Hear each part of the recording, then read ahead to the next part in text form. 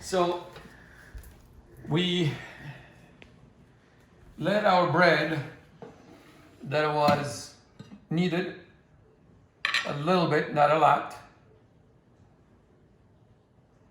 ferment in the fridge. That's a process where it creates this wonderful gas.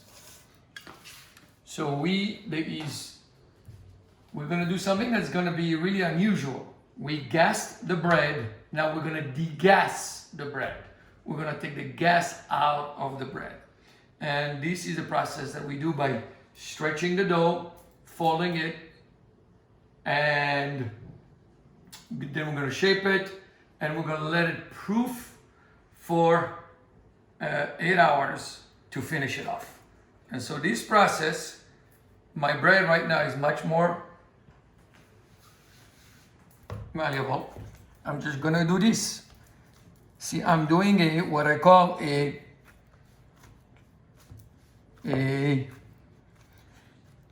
middle hydration bread. So my bread my dough has been sitting in there. See, I don't use a roller. It's all my hands. I'm gonna come back here. See that? I'm gonna come back here. I'm gonna come back here. And I'm gonna come back here. And I'm gonna do this.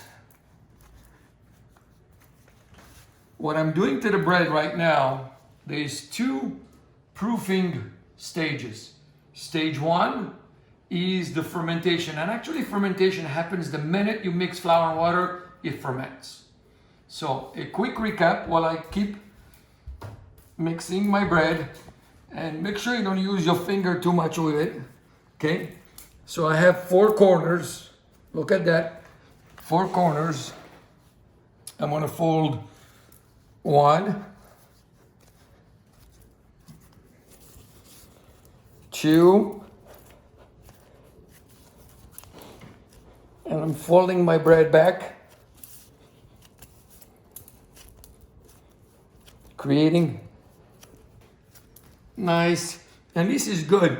What bakers love about sourdough is that the fact that you don't have to knead it as much as you need regular bread. Because regular bread, when you knead it, you have to really, at that point, start to create the gluten's. By letting the bread ferment and rise on its own in the first, where it's called a cold rise, where it starts to really develop the gas, and it starts where the flour and the water get mixed, sugar mixes with bacteria, and it starts forming this fermentation process. This first cold rise is meant to create flavor.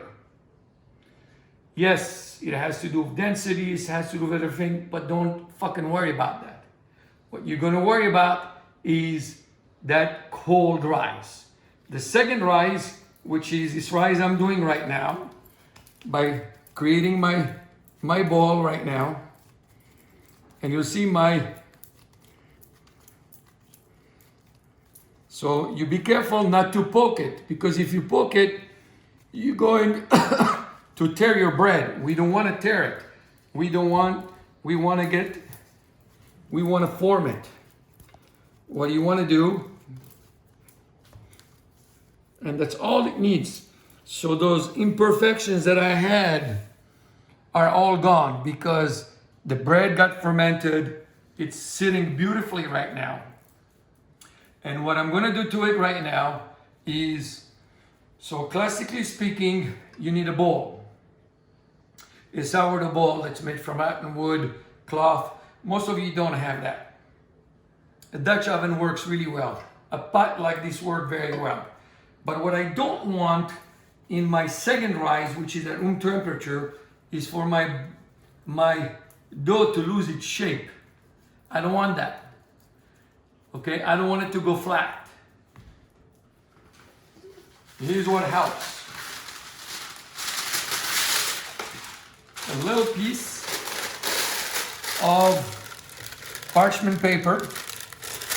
This also stops your bread from needing semolina or rice flour so it doesn't stick.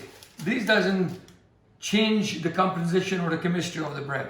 And then a little bit of a same wet cloth, not saran wrap. And the reason being, I want that moisture in there. I'm not going to cover it. And I'm just going to find a spot for these to rise overnight. In the morning, while my kids and wife are sleeping, I'm going to get up.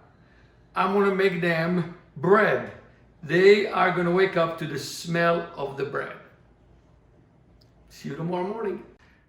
Good morning. So my bread rose overnight. As you can see, it's really nice and beautiful. It's nice and cushy and spongy a little bit. See that? I'm going to keep it in my parchment paper, sticking a little bit.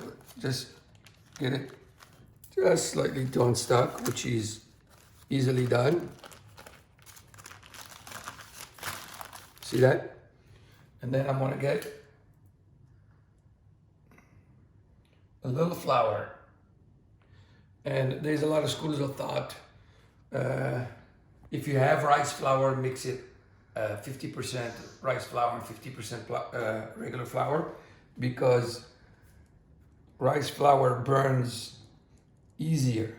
And the reason I put this flour in here is so when my bread is baking, that once I cut it, it separates, and you can see the different colors and the different and when I'm kind of cut it right now, you're gonna see the white inside and the flour that's gonna get dark. So it gives it just makes it pretty. It's an option thing, but I like to do it. Now, if you have a blade like this, great. If you don't, use a very sharp knife. And there are so many ways to cut bread. So many different ways. And so many ways to create a beautiful garnish on the bread. I'm a purist. I like it just for what it needs to be. And you cut it in order to create the crust. And in order to release just some of that steam out initially. That's all.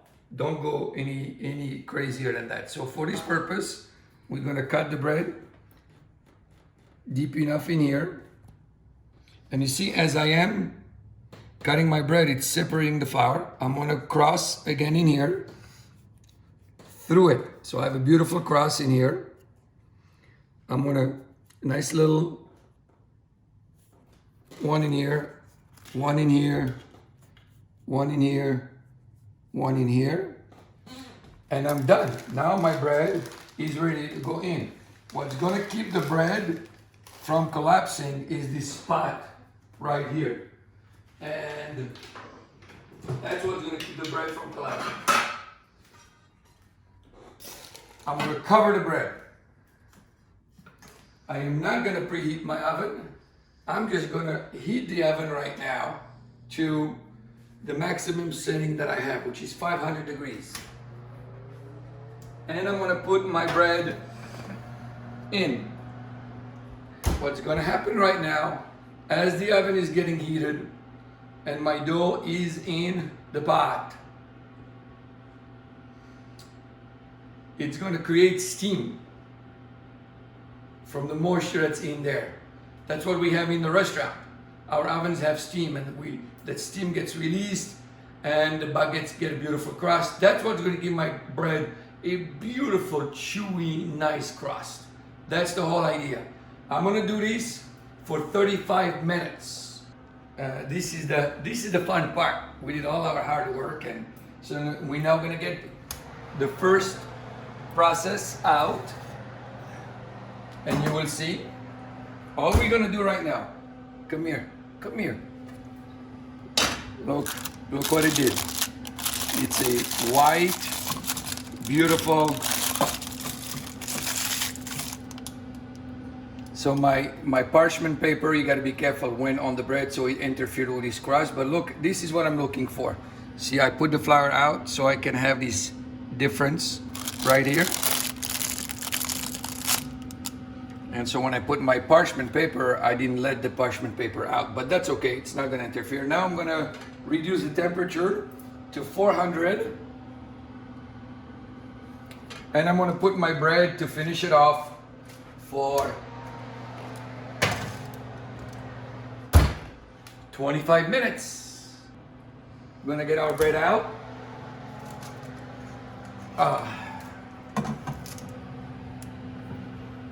We're gonna turn our oven off. We're gonna gently take it out right here. Look how beautiful this bread is. So the number one mistake I made is the parchment paper getting stuck on it, which is fine, which didn't allow this flour to dissipate, but that doesn't affect the bread at all. But look how beautiful this bread is. As soon as you get it out, you want to put it on if you have a screen at home, put it on a screen. Otherwise, you can put it on something like this to air out. Do not cut your bread when it's warm. Your bread, while it's warm, it's still baking. It's still finishing the baking. And when you cut through it, you stop that. And you're going to interfere with it. I know you really want to, but don't. So that's the extent of it. That's our bread. Look how beautiful this is. And the great thing about this bread right now is that we didn't use any yeast. We used our starter, our culture. We created this incredible bacteria. We fermented the bread in what we call a cold rise. That just goes through the gluten, expands the gluten, eats up the gluten, creates gases. Then we did a second rise overnight. And just make sure, if you're doing this and you don't have air conditioning at home and it's in the summer and it's 80 degrees, your bread is gonna rise way too quickly. Think of a temperature of the bread rising that's 76 degrees. So you gotta be really, as you'll make this bread more and more and more, you will be able to adjust, you'll be able to know, you'll be able to fill your house and get the bread done. Sourdough is such a complicated science that makes phenomenal bread, and I can't be any more proud that we have simplified this science and made it really easy. So we're gonna write that recipe, but it can look good, it can do all of the things, but if it doesn't taste or doesn't look good, it doesn't really matter. So the only way to know is to cut through it. So I'm gonna cut through my bread.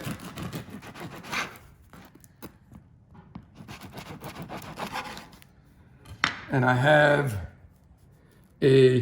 what I call look at that, a perfect even bubbles everywhere. Now, if I want, keep in mind, if I want my bread to have more bubbles in it and be open, I like my bread slight. Like I said, this is not dense. If you can feel it, it feels like a baby's butt. If I want, so less hydration, more hydration. Less bubble, more bubble. Smell. And you can see you can hear it right here. It's hollow. And so I might cut through it again, and then inside there'll be different types of bubbles. That's what I'm looking for. I'm looking for a consistently imperfect, perfect bread. This is as good as it gets.